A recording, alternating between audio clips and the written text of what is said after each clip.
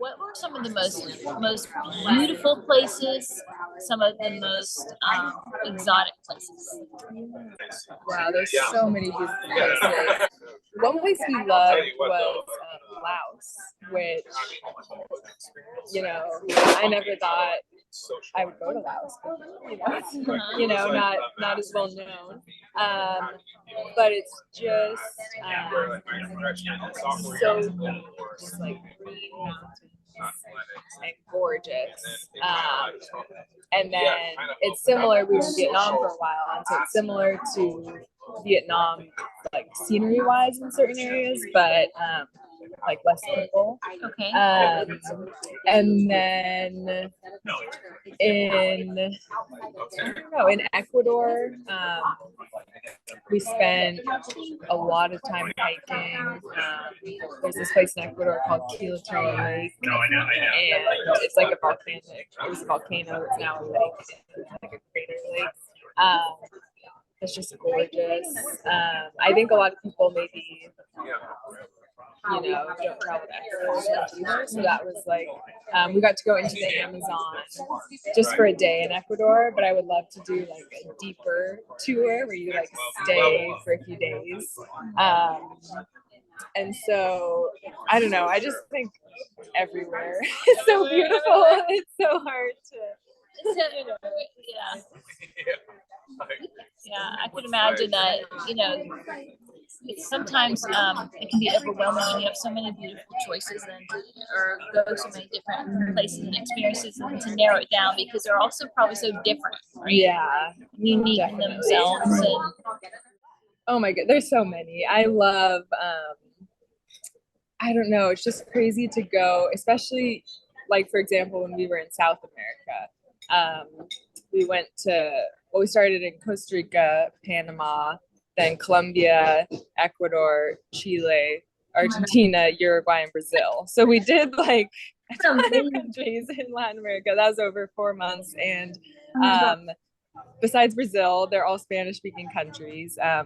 And I speak Spanish. I majored in Spanish in college, and working in Mexico, I speak it pretty well. But it's really fun. Like, every 2 weeks or so, you get to a new country, and it's Spanish speaking, but like all the phrases are different. The way if they address each other like more formally or more informally, and so you kind of land. You might know some things about the country, but you like get in on a bus or in an Uber or something, and then you're kind of like, okay, and you start talking to the driver, and you're like starting to pick up on ways that they talk or like different things.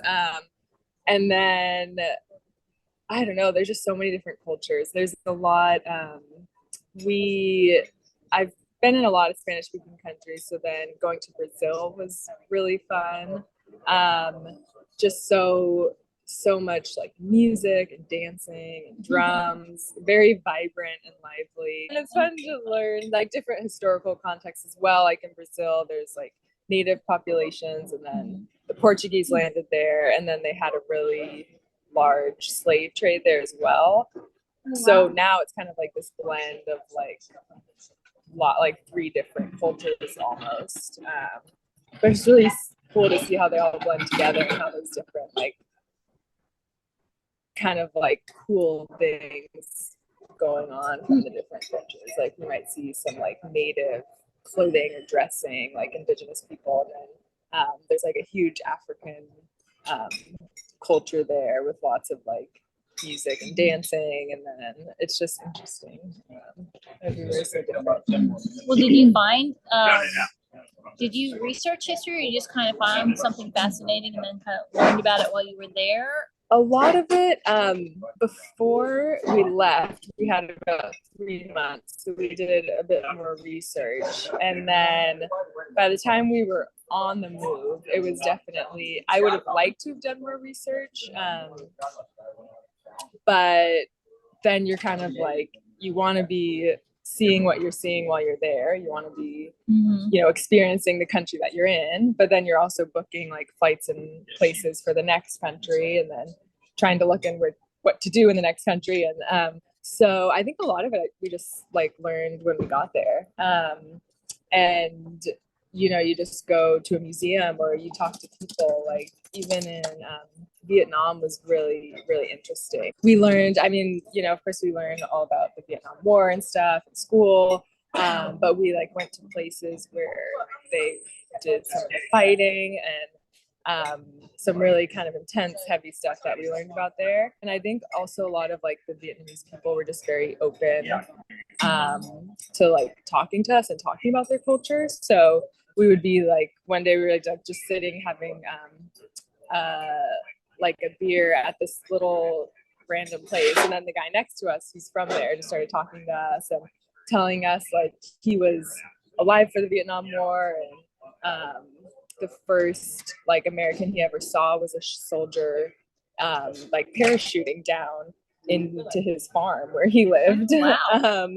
And so he told us that, but then he was saying like we were like, I think we in the US we kind of feel guilty about that war. There's different feelings about that. And then he's like, after we fought you, we fought the Chinese, then we fought like someone else, and we fought the Chinese again. Then he's like, you know what? He's like, we're here today. Like we, that doesn't matter to us. That wasn't you. And so I think they were just like really open to talking about a lot of things, which was cool. And then just sharing their experiences. So some stuff you just learn like sitting drinking a beer, or sometimes you go to a museum or a temple or something. So that's probably a lot of times the best way to learn. Yeah, right? I think it's more fun. Yeah, you're having something that's coming straight from somebody who lives there, right? Yeah, has those experiences and was raised in those communities that really know the history. So you talked about paddleboarding, which I think it's so much fun. Tell us about some of the really experience that you thought were just so fun, and the countries that they were in, and what those experiences were like. Because you did do a lot of like, ton of different countries. You said 20. I think 22. 22. Yeah. And then very extremes in temperature in some places. But yeah. So in terms of like experiences, we, like I said, a lot of hiking, which we love. In Patagonia, we hiked a ton, which was amazing. And then recently in New Zealand, we did a lot of hiking, and then we did this one day where you go to a glacier, and we learned how to do like ice climbing. And so you get like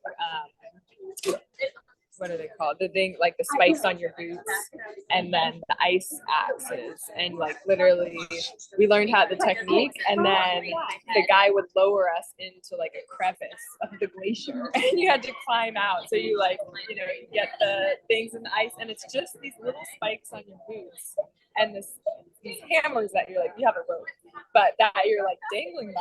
And it was a lot of fun. So that was like super adventurous and fun. So sometimes, and those, that was kind of expensive. So sometimes we would splurge on one of those experiences that it's like when you get to climb a glacier, but then we also did a lot of things that were just like really cheap or free, like hiking or kayaking or paddleboarding. In the Philippines, it's just all these beautiful islands. So we did a ton of like boat trips and snorkeling, and we got to snorkel in like the lagoon that has jellyfish that don't sting. Oh, I saw that video. And you're just like, it's like they don't sting you. It's amazing. So it wasn't the jellyfish season, or else there would be like hundreds of them, which I would love to do that. But there were some, and so just things like that are, I don't know, we love outdoor adventure type things. So it's funny because my husband is like, he loves to go, and so we would be like in a place, and he would be like, next year we should go here. I'm like, you're already planning for next year. It's so funny.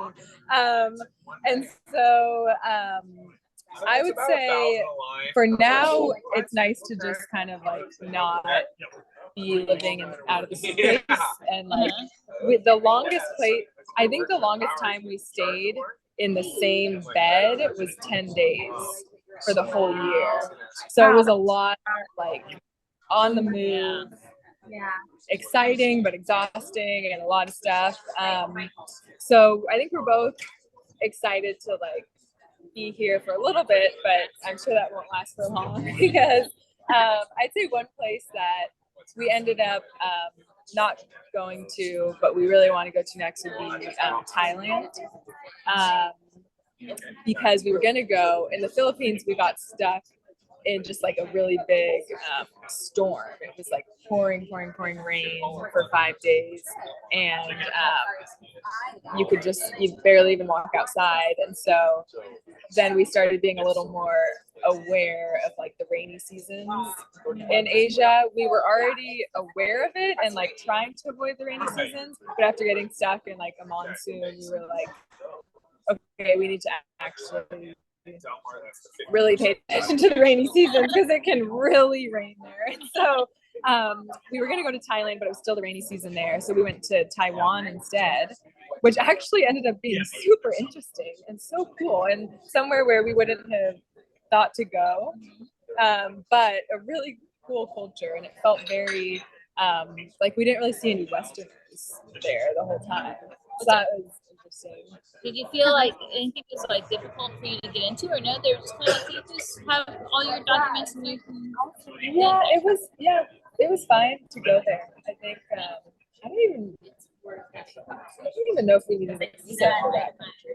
Really? Yeah, I forget which exact countries we needed visas for, but yeah, it was like we just showed up, and it was really just such a different culture than we're used to. So Taiwan was interesting, and we enjoyed it a lot, but we missed Thailand. So I think we thought Thailand would be a cool place to like just go and just do Thailand.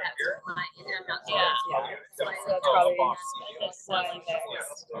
Be a fascinating place to get to. Also, a lot of history and very different culture. Yeah.